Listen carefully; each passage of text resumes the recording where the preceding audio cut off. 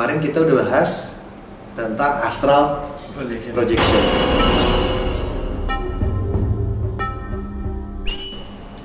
Sebelumnya, lu udah pindah rumah berapa kali? Gua lahir tuh di Tangerang Kota. Tangerang Kota. Itu gua masih kecil banget. Tangerang Kota tuh tepatnya di Jatiwung ya. Jatiwung, oke, satu. Terus gua pindah 2004 tuh ke daerah Tangerang Kabupaten. Tangerang Kota itu. Dua. Di salah satu ada perumahan lah. Oke. Terus gua pindah lagi ke perumahan depannya. 3 berarti. 3. Di dalam perumahan yang ketiga ini gua pindah rumah lagi. 4 berarti 4. Terus gue di perumahan ini gue pindah 3 kali bukan? 5, oke. Sampai sekarang nih.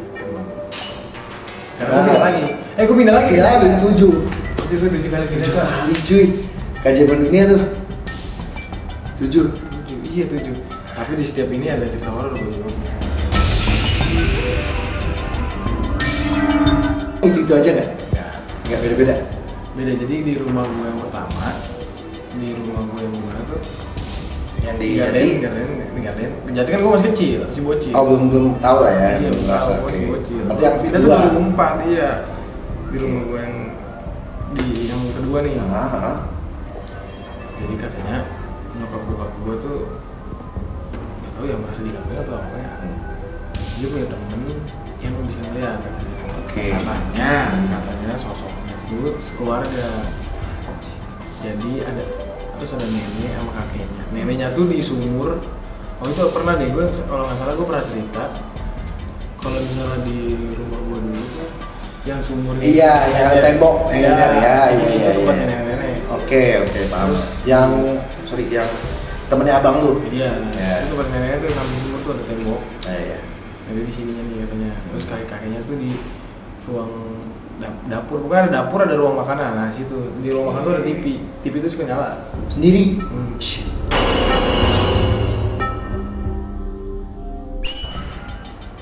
Malam ya. Oke. Terus agak maju ke depan di ruang tamu ada lemari warna hijau. Kayaknya khusus batu cincin bokap gua deh kalau nggak salah. Oh ya? Iya. Oke. Nah di situ ada anaknya, cucunya kalau nggak salah cucunya. Oh di lemari itu? Iya, tempat cucunya, cewek sama cowok, katanya sih gitu, cucunya. Nah, katanya juga nih, sebelum gue pindah ke situ, emang kan perumahan itu baru, emang baru banget, masih fresh banget. Iya. Nah, ceritanya sehabis gue pindah ke rumah yang gue kerja, orang yang ninggalin itu kejadian horornya sama katanya. Oh iya. Oh jadi abis dulu nih ada yang nempatin rumah itu? Iya. Sama. Katanya ya, gue nggak tahu. Soalnya kosong sekarang, gue pernah lewat lagi kosong. Sampai sekarang?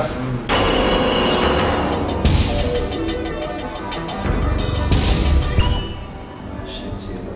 Itu ngeri sih soalnya di dapur tuh sering bunyi kayak orang motong cabai, nggak sih? Kayak gue kira kan bokap gue ya pagi-pagi itu doang sama bokap gue dikunci di kamar mandi.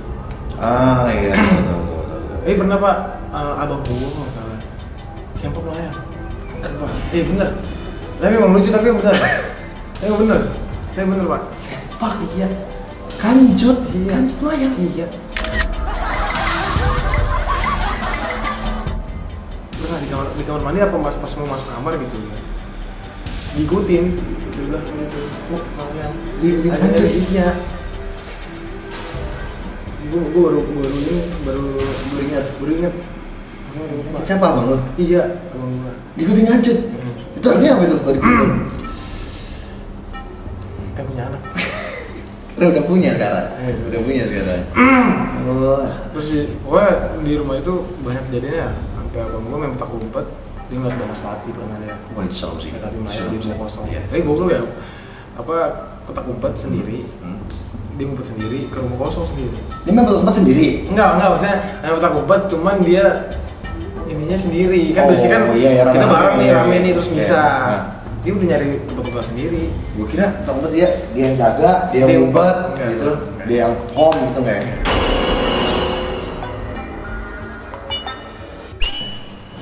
Nah, Di rumah kedua tuh. oke. Nih rumah ketiga gue juga ada lagi cowok. Ada lagi. Ini rumah ketiga yang masih di G ini, perumahan G. Beda. Pindah ke depan rumahnya. Oh, GP. Iya. Oke. Yang rumah gua. Nah itu berarti gua pindah dari SD. STTK. 2008, 2009. Iya dari 2000 sekitar lah. Itu kan rumah gua samping kirinya tumbuh-tumbuhan kayak pohon cabai, pohon pisang. Ya. Ada kandang ayam juga. Oke. Gua waktu itu kita main rumput nih masih kecil bocil. Belum ngerti gadget. Rumput ramean. Ada salah satu orang yang ngumpet di rumah gua. Ngumpet di rumah lu? Iya, orang situ. Dia ngumpet di kandang ayam. Dia lagi main. Iya, terus ngumpet di kandang ayam terus Oke. ada bisikin. Susu? Anjing. Sempat itu Gua ini. anjing. Gak mungkin dong ayamnya. Nggak ada ayam ya. Kandang ayam doang. Ini ngumpet di belakang Di sini. Iya. Shit. Langsung cabut dia langsung. Gue tadi mau ngumpet di rumah lu gini. Walau kok saya lah.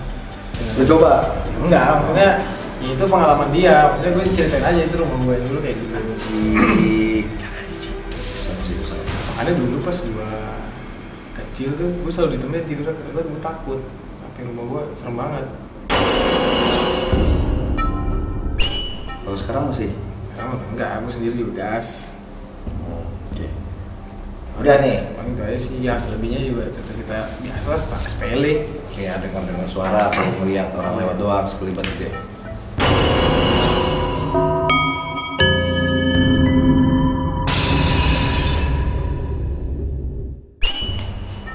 Ada satu dari pendengar kita, dia ngirimin cerita. Ini serem sih. Dia udah berapa kali pindah tapi masih diikutin dan sosok yang sama. Sama.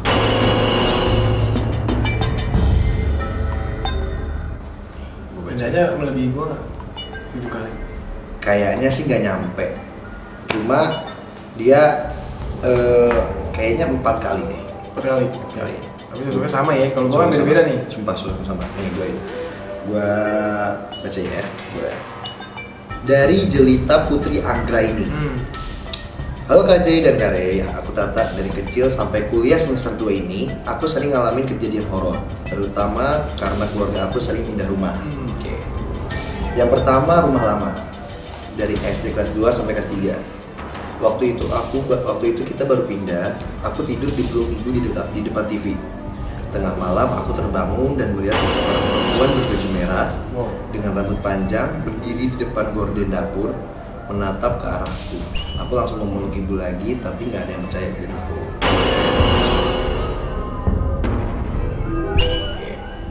Yang kedua, rumah bekas penyimpanan kayu kelas 5 sampai 6 SD. Rumah 2 lantai ini sering ngerasa aneh. Kakakku beberapa kali lihat asap rokok di tangga, bahkan pocong. Suatu malam aku iseng ngaca ditutup toples, tiba-tiba jelas terlihat pocong berdiri di celah tangga menatapku.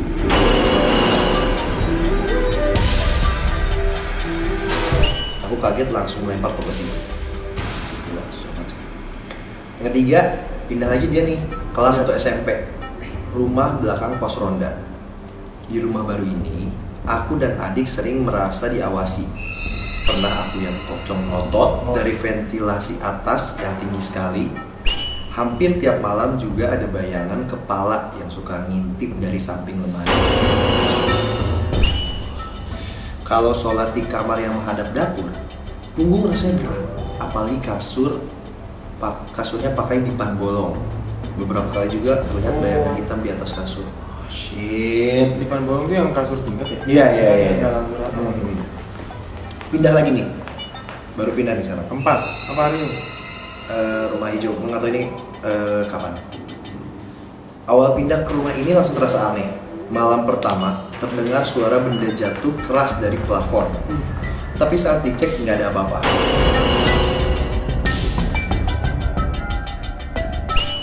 Pintu kamar pernah kebuka sendiri di tengah malam.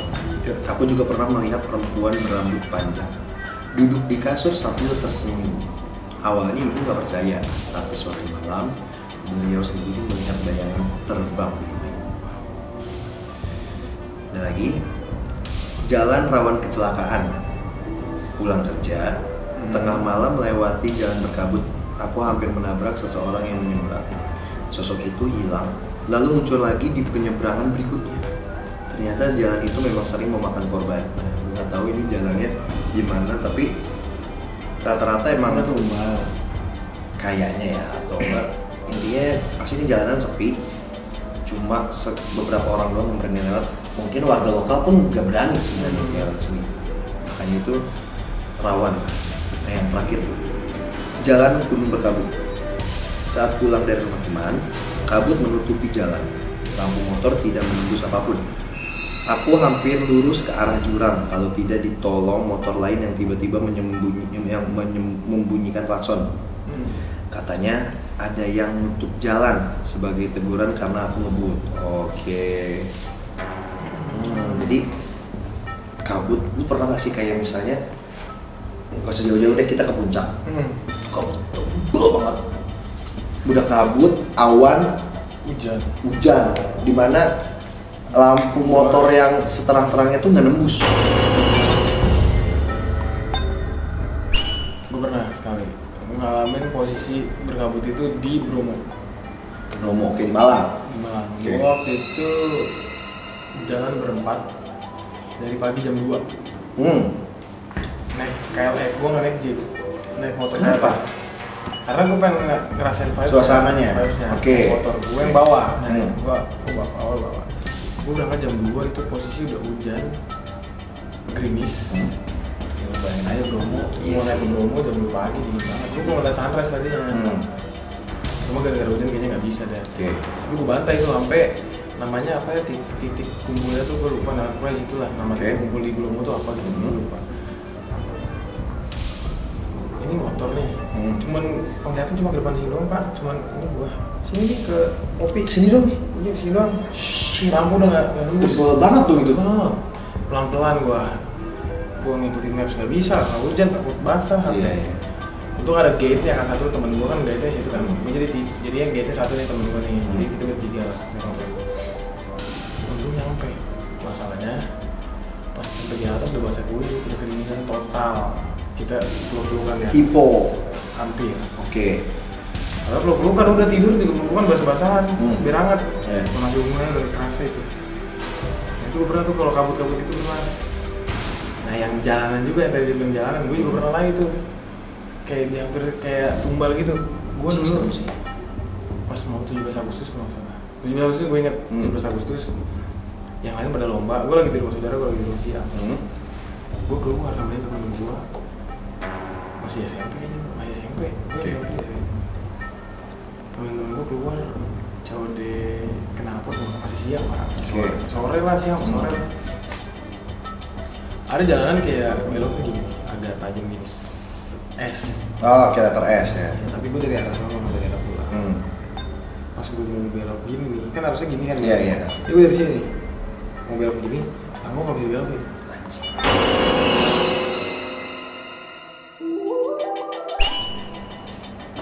Gue kecepatan nggak lebih cepet lah, orang belokan ngapain kenceng kan.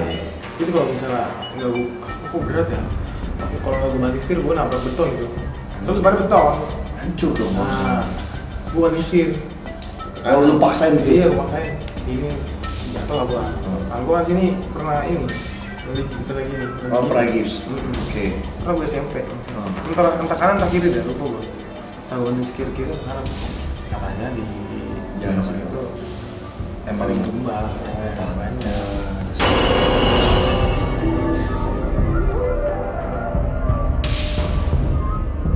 Nah, kalau itu kayaknya gue percaya deh. Lalu gue ngerasain sendiri pak, gue yang bawa motornya itu. Nah, kalau gua itu waktu SMA, waktu gua mau UN, mau UN. Jadi itu juga masih sore, siang ke sore lah. Gua habis balik dari rumah saudara gua yang di Sangiang. Itu tuh jalanan tuh iya padat merayap lah, macam-macam gitu. Ditambah jalanannya tuh beton, terus ada lu ngerti gak sih kayak pasir-pasir gitu, habis biasa dilewatin. Itu parah sih. Iya dilewatin sama truk gede kan pasirnya pada jatuh-jatuhan kan. Nah, saat itu tuh lagi padat merayap. Gue mau nyalip lewat kanan nggak bisa, akhirnya pada lewat kiri kan. Lewat kiri, gue lihat nih, gue itu kecepatan 30-40 km ya lumayan lah ya. meter. Nah pas gua jadi pas persis banget samping gua ini truk gede, bukan truk Mapuso. Gua pas iya gua kontainer nih. Jadi ini kontainer, ini gua. Set pas gua mau belok ini, tiba-tiba ada motor dari arah lawan ya. nyebrang. Set mau gini, mau masuk. Daripada gua tabrakin, daripada gua adu Domba. Iya, adu domba. Gua banting ke setir. Pak, gua jatuh. Set Nyeret tuh. nyeret motornya di depan, guanya juga kayak gini kan, gue jatuh gini set, gue masih lihat bawah nih, coba, cing kok gelap ya, gelap, terus gue ke atas, gue di bawah kontainer.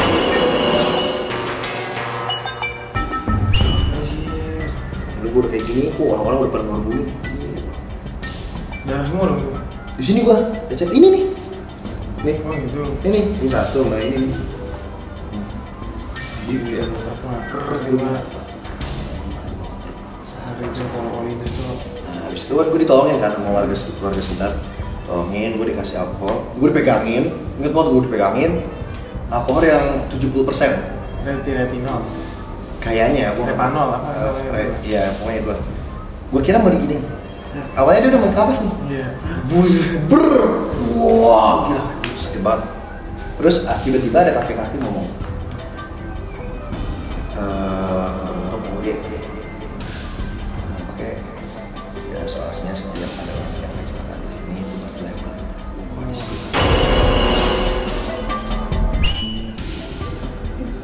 Tapi emang katanya kalau kita melewati suatu jalan atau suatu tempat yang jalannya atau aspalnya itu panas, itu tuh katanya mau jalannya lagi minta gitu katanya. Tapi yang percaya nggak percaya emang harus nggak gimana ya, mau dipercayain. Cuman emang kenyataannya begitu. Iya, tingkat deh. Kayak Sering banget kalau jalan tuh. hmm, Masalahnya ada teman kita juga ada sih, almarhum sih teman kita ada. Lu tau nggak? Ada teman Nah, iya, yang lagi pengen dia kayak gitu tuh katanya. Katanya banyak yang bilang kayak gitu. ya kayak gitu jadi Kalau di jalan sih emang serem. mau lu kecepatan Rendah juga, iya. Kalau emang udah jatahnya benar. nggak ngerti lagi lah kalau di jalan tuh Kan berserah diri aja. ya namanya juga ilmu alam sih sebenarnya, mau nggak percaya tapi kejadian, Iya. tapi percaya banget juga enggak karena ada logisnya gitu, maksud gua nggak semuanya juga masuk ke hal yang spiritual gitu. Jadi ya balik lagi ke kalian sih mau percaya atau enggak, cuma ya itu yang gua mare alamin sendiri sih kayak gitu jadinya kurang lebih. Jadi wajar lah kalau misalnya tadi teman kita cerita dia pindah Iya. rumah berapa kali terus Jadi diganggu juga dan kayaknya emang rumahnya harus di ngajiin gitu kan. nah kayaknya sih itu sih kayak tiap pindah rumah sih, atau enggak ya mungkin ada satu dari keluarga kita yang mungkin ada apa gitu, kita nggak ada yang tahu juga kan gitu kan. Jadi buat kalian juga kalau bisa ada teman kalian yang belum atau nggak percaya, jangan kalian paksa untuk percaya, biarin aja, nanti juga lama tahun mereka akan percaya sendiri, rasain sendiri. Dan kalau buat teman kalian yang percaya, udah jadi enough aja, cuma sekedar oke, nggak usah terlalu di spiritualin banget. Yang penting kalau kalian udah ngerasain, udah pernah ngalamin, ayo udah cukup kalian percaya kalau itu ada. Betul, aku setuju kan.